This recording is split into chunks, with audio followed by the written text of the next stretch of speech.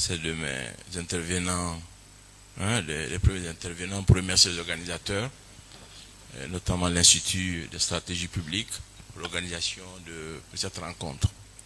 Quand j'ai vu le thème proposé, financement des PME, j'ai vraiment apprécié le thème, puisque qui parle du développement d'un pays, qui parle de la résolution du chômage dans un pays, de la croissance, l'accroissement du PIB dans un pays, ça passe inéluctablement par les PME.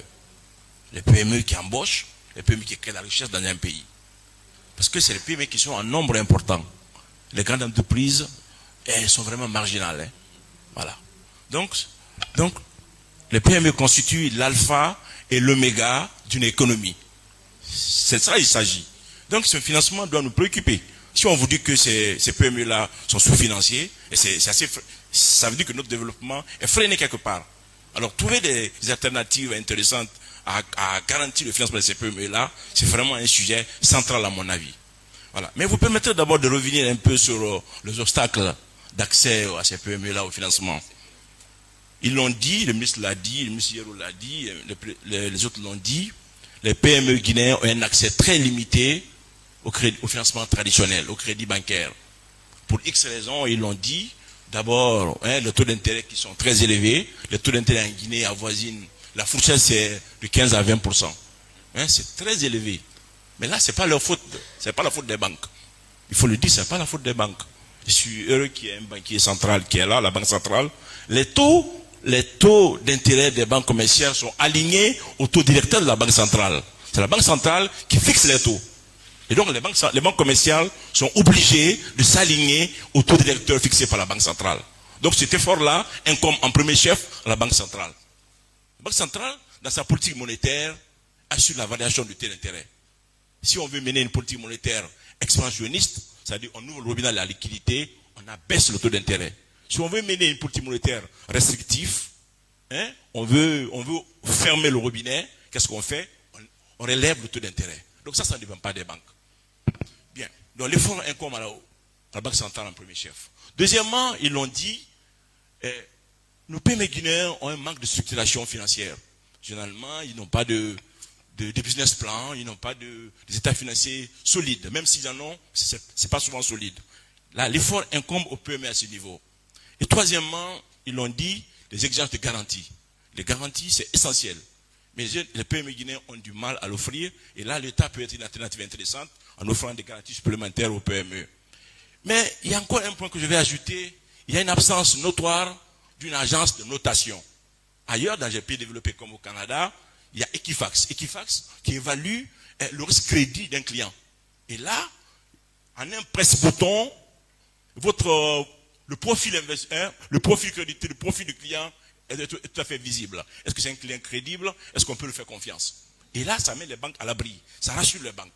Alors, en l'absence de tous ces éléments-là, il est normal que les banques soient frileuses d'accorder des crédits.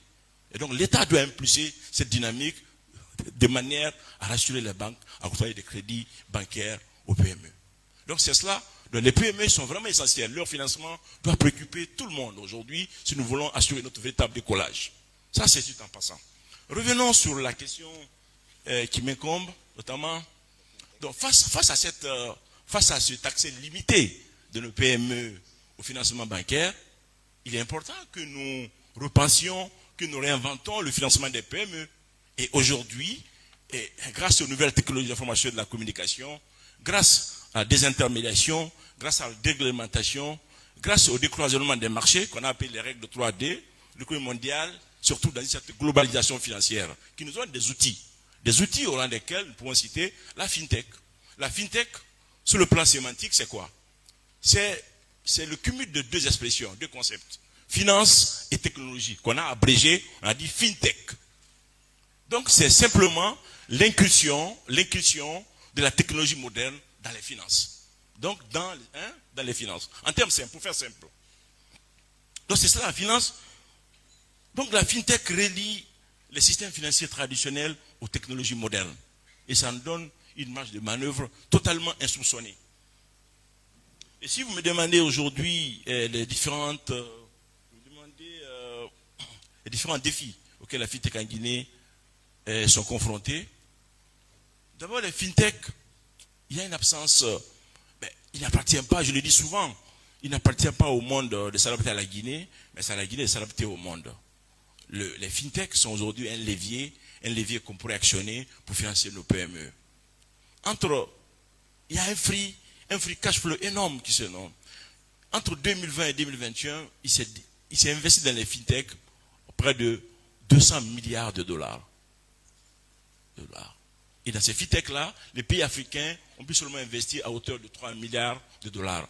À peu près 1%. Ça veut dire que nous sommes complètement out des fintechs. Nous sommes complètement à la marge des fintechs. L'Afrique. Et même les pays africains en général, les pays africains qui ont pris pied dans la fintech, ce sont des pays anglophones. L'Afrique francophone également est complètement à la queue. Notamment les pays comme l'Afrique du Sud, les pays comme le Kenya, les pays comme l'Égypte sont très engagés dans la fintech. Et un peu en Afrique francophone, c'est le Maroc, un peu la Côte d'Ivoire qui fait figure. Mais notre pays, c'est vrai que les fintech sont assez émergés dans la Guinée. Mais le potentiel est énorme. Et c'est un levier très important que le pays peut actionner pour accorder à nos PME un financement alternatif. Mais le principal blocage, le principal écueil, l'obstacle majeur pour le développement des fintech en Guinée, c'est d'abord l'absence d'un cadre légal et réglementaire. Il y a l'absence de cadre réglementaire. Il est souvent important que nos lois soient à la remorque de l'évolution de la société. Mais malheureusement, ce n'est pas le cas. Et souvent, nos lois sont à la traîne. La fintech se développe, mais en Guinée actuellement, il n'y a pas de cadre légal et réglementaire pour permettre l'essor des fintech en Guinée. Je ne demande pas qu'on mette en place une réglementation rigide, mais une réglementation souple qui permet aux fintech de se développer. Voilà. Et les fintech, dans ce cadre-là, ça va permettre le développement de la blockchain. La blockchain, qui est ce vaste réseau de bases de données qui nous permet d'échanger les données entre les membres d'une communauté. Ça passe par le développement de la blockchain, ça passe par le développement de l'intelligence artificielle, ça passe par le développement de la levée des fonds totalement dématérialisés sur Internet.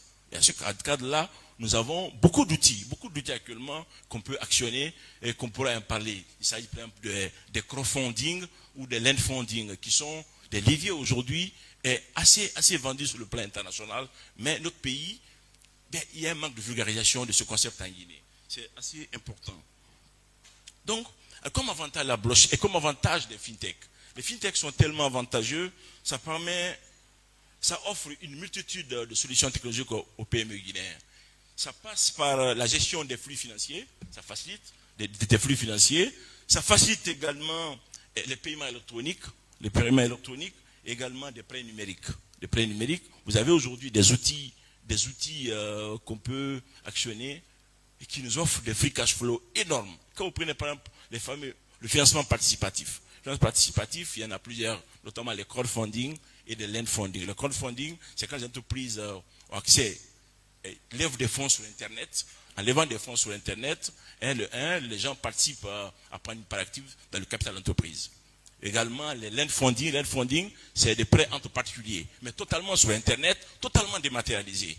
Là, ça met directement en relation les agents à capacité de financement et les agents à besoin de financement sans passer par un intermédiaire financier. Donc, ça renforce la finance directe. Et cela,